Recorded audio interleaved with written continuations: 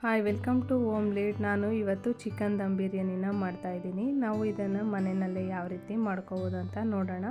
ತುಂಬ ಟೇಸ್ಟಿಯಾಗಿ ಕೂಡ ಇರುತ್ತೆ. ನಾನು ಚಿಕನ್ ದಮ್ ಬಿರಿಯಾನಿ ಮಾಡೋದಕ್ಕೆ ಏನೇನೆಲ್ಲ ತೊಗೊಂಡಿದ್ದೀನಿ ಅಂತ ನೋಡೋಣ.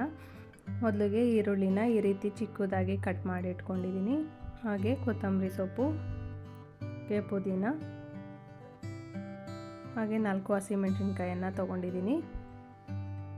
ಬಿರಿಯಾನಿ ಪೌಡರನ್ನು ತೊಗೊಂಡಿದ್ದೀನಿ. ಗರಂ ಮಸಾಲ,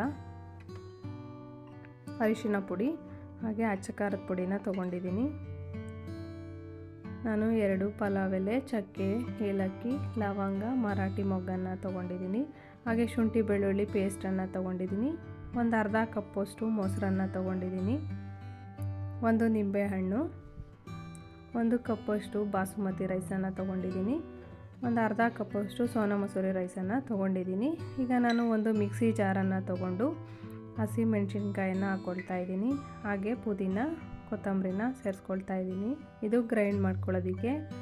ನಾನು ಚಿಕನನ್ನು ಒಂದು ಅರ್ಧ kg ತೊಗೊಂಡು ಈ ರೀತಿ ತೊಳೆದ್ಬಿಟ್ಟು ಇಟ್ಕೊಂಡಿದ್ದೀನಿ.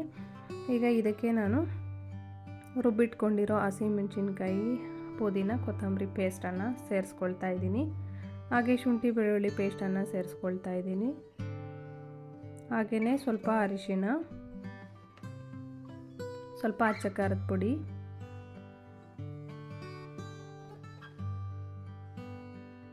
ಹಾಗೆಯೇ ಸ್ವಲ್ಪ ಗರಂ ಮಸಾಲ, ಹಾಗೆ ಬಿರಿಯಾನಿ ಪೌಡರನ್ನು ಸೇರಿಸ್ಕೊಳ್ಳೋಣ. ಈಗ ಇಷ್ಟನ್ನು ಸೇರಿಸ್ಕೊಂಡು ನಾನು ನೀಟಾಗಿ ಮಿಕ್ಸ್ ಮಾಡ್ಕೊಳ್ತಾ ಇದ್ದೀನಿ. ಈ ರೀತಿ ಮಿಕ್ಸ್ ಮಾಡ್ಕೊಳ್ಳೋಣ. ಮತ್ತು ನಾನು ಇದಕ್ಕೆ ಸ್ವಲ್ಪ ಮೊಸರನ್ನು ಸೇರಿಸ್ಕೊಳ್ತಾ ಇದ್ದೀನಿ. ಮೊಸರು ಕೂಡ ಸೇರಿಸ್ಕೊಂಡು ನಾವು ಈ ರೀತಿ ನೀಟಾಗಿ ಮಿಕ್ಸ್ ಮಾಡ್ಕೋಬೇಕು. ಈ ರೀತಿ ಮಿಕ್ಸ್ ಮಾಡಿಬಿಟ್ಟು ನಾವು ಒಂದು 15ರಿಂದ 20 ನಿಮಿಷ ರೆಸ್ಟ್ ಮಾಡೋದಕ್ಕೆ ಬಿಡಬೇಕು. ಮತ್ತು ನಾನು ಒಂದು ಪಾತ್ರೆನ ತೊಗೊಂಡು ಈಗ ಅದಕ್ಕೆ ಅಕ್ಕಿನ ಹಾಕ್ಕೊಳ್ತಾ ಇದ್ದೀನಿ. ಸೋನಾ ಮಸೂರಿ ಹಾಗೆ ಬಾಸುಮತಿ ರೈಸನ್ನು ಎರಡನ್ನು ಒಂದು 15 ನಿಮಿಷ ಇದನ್ನು ನೆನೆಯೋದಕ್ಕೆ ಬಿಟ್ಟಿದ್ದೀನಿ. ಈಗ ಒಂದು ಪಾತ್ರೆನ ಇಟ್ಕೊಂಡು ಸ್ಟವ್ ಮೇಲೆ ಎಣ್ಣೆನ ಸೇರಿಸ್ಕೊಂಡಿದ್ದೀನಿ. ಎಣ್ಣೆ ಸ್ವಲ್ಪ ಬಿಸಿಯಾದ ನಂತರ ನಾನು ಇದಕ್ಕೆ ಈರುಳ್ಳಿನ ಸೇರಿಸ್ಕೊಳ್ತಾ ಇದ್ದೀನಿ. ಈರುಳ್ಳಿ ಸ್ವಲ್ಪ ಚೆನ್ನಾಗಿ ಫ್ರೈ ಮಾಡ್ಕೋಬೇಕು. ಗೋಲ್ಡನ್ ಬ್ರೌನ್ ಕಲರ್ ಬರೋ ತನಕ ನಾನು ಈಗ ಚೆನ್ನಾಗಿ ಫ್ರೈ ಮಾಡ್ಕೊಳ್ಳೋದಕ್ಕೆ ಇಟ್ಕೊಂಡಿದ್ದೀನಿ. ಈ ರೀತಿ ಚೆನ್ನಾಗಿ ಫ್ರೈ ಮಾಡ್ಕೊಳ್ಳೋಣ. ಇದು ಫ್ರೈ ಆದ ನಂತರ ನಾನು ಸ್ವಲ್ಪ ಈರುಳ್ಳಿನ ಪಕ್ಕಕ್ಕೆ ಎತ್ತಿಟ್ಕೊಳ್ತೀನಿ. ಈ ರೀತಿ ಇನ್ನೂ ತುಂಬಾ ಗೋಲ್ಡನ್ ಬ್ರೌನ್ ಬಂದರೂ ಕೂಡ ಚೆನ್ನಾಗಿರುತ್ತೆ ಟೇಸ್ಟು. ಈಗ ನಾನು ಇದಕ್ಕೆ ರೆಸ್ಟ್ ಮಾಡೋದಕ್ಕಿಟ್ಟಿರೋ ಚಿಕನನ್ನು ಸೇರಿಸ್ಕೊಳ್ತಾ ಇದ್ದೀನಿ. ಈಗ ನಾನು ಎಲ್ಲ ಚಿಕನನ್ನು ಸೇರಿಸ್ಕೊಂಡು ಎಣ್ಣೆಯಲ್ಲಿ ಸ್ವಲ್ಪ ಹೊತ್ತು ಫ್ರೈ ಮಾಡ್ಕೊಳ್ತೀನಿ. ಈಗ ನಾನು ಇದಕ್ಕೆ ಉಪ್ಪನ್ನು ಸೇರಿಸ್ಕೊತಾ ಇದ್ದೀನಿ.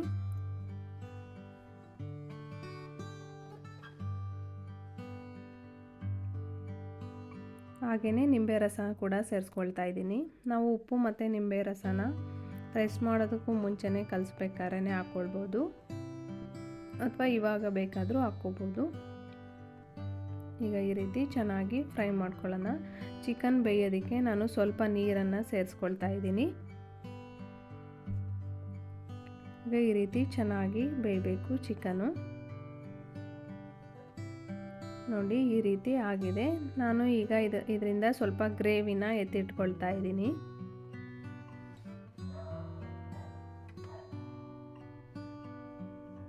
ಇನ್ನೂ ಸ್ವಲ್ಪ ತೆಳು ಗ್ರೇವಿ ಇರಬೇಕಾದ್ರೇ ಎತ್ತಿಟ್ಕೊಂಡ್ರೂ ತುಂಬಾ ಚೆನ್ನಾಗಿರುತ್ತೆ.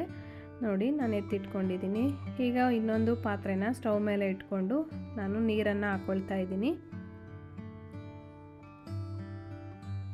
ನೀರು ಸ್ವಲ್ಪ ಹೊತ್ತು ಚೆನ್ನಾಗಿ ಕಾಯಬೇಕು. ನಾನು ಈಗ ಇದಕ್ಕೆ 2 ಪಲಾವ್ ಎಲೆ, ಚಕ್ಕೆ, ಏಲಕ್ಕಿ, ಲವಂಗ, ಮಸಾಲೆಗಳನ್ನು ಸೇರಿಸ್ಕೊಳ್ತಾ ಇದ್ದೀನಿ. ಇದು ನಾವು ನೀರು ಚೆನ್ನಾಗಿ ಕುದಿಸ್ಕೊಂಡು ಬೇಕಾದ್ರೆ ತೆಗೆದು ಹಾಕ್ಬೋದು. ನಮಗೆ ತಿನ್ನಬೇಕಾದ್ರೆ ಎಲ್ಲ ಮಸಾಲೆಗಳು ಬಾಯಿಗೆ ಸಿಗೋದಿಲ್ಲ. ಈಗ ನಾನು ಇದಕ್ಕೆ ರೈಸನ್ನು ಸೇರಿಸ್ಕೊಳ್ತಾ ಇದ್ದೀನಿ. ನೋಡಿ ಈ ರೀತಿ ಒಂದು 90% ಅನ್ನ ಆಗಬೇಕು, ಆ ರೀತಿ ಬೇಯಿಸ್ಕೋಬೇಕು. ನೋಡಿ ಈ ರೀತಿ ಆಗಿದೆ. ನಾನು ಈಗ ಇದನ್ನು ಚಿಕನ್ ಜೊತೆ ಸೇರಿಸ್ಕೊಳ್ತಾ ಇದ್ದೀನಿ. ಈ ರೀತಿ ತಗೊಂಡು ನೀಟಾಗಿ ನಾವು ಚಿಕನ್ ಮೇಲೆ ಹಾಕ್ಕೋಬೇಕು. ಈಗ ನಾನು ಇದಕ್ಕೆ ನಾವು ಫ್ರೈ ಮಾಡಿಟ್ಟಿರೋ ಈರುಳ್ಳಿನ ಸೇರಿಸ್ಕೊಳ್ತಾ ಇದ್ದೀನಿ. ಹಾಗೆಯೇ ಚಿಕ್ಕದಾಗಿ ಕಟ್ ಮಾಡಿಟ್ಕೊಂಡಿರೋ ಪುದೀನ ಮತ್ತು ಕೊತ್ತಂಬರಿ ಸೊಪ್ಪು ಎರಡನ್ನೂ ಸೇರಿಸ್ಕೊಂಡಿದ್ದೀನಿ. ಹಾಗೆಯೇ ಗ್ರೇವಿನ ಸೇರಿಸ್ಕೊಳ್ತಾ ಇದ್ದೀನಿ. ಮತ್ತು ನಾವು ಇನ್ನೂ ಸ್ವಲ್ಪ ರೈಸನ್ನು ಸೇರಿಸ್ಕೊಳ್ತಾ ಇದ್ದೀನಿ.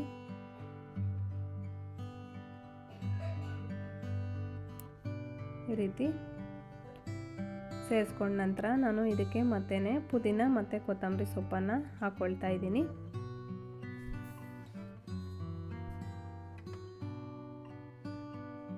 ಮತ್ತು ನಾನು ಇದಕ್ಕೆ ಸ್ವಲ್ಪ ತುಪ್ಪನ ಸೇರಿಸ್ಕೊಳ್ತಾ ಇದ್ದೀನಿ. ತುಪ್ಪ ಸೇರಿಸೋದ್ರಿಂದ ತುಂಬಾ ಟೇಸ್ಟಿಯಾಗಿರುತ್ತೆ. ಹಾಗೆಯೇ ಗ್ರೇವಿ ಕೂಡ ಸೇರಿಸ್ಕೊಳ್ತಾ ಇದ್ದೀನಿ. ಈಗ ಎಲ್ಲನೂ ಸೇರಿಸ್ಕೊಂಡು ನಾನು ಈಗ ಒಂದು ಸ್ಪೂನಿಂದ ನೀಟಾಗಿ ಪ್ರೆಸ್ ಮಾಡ್ಕೊಳ್ತಾ ಇದ್ದೀನಿ.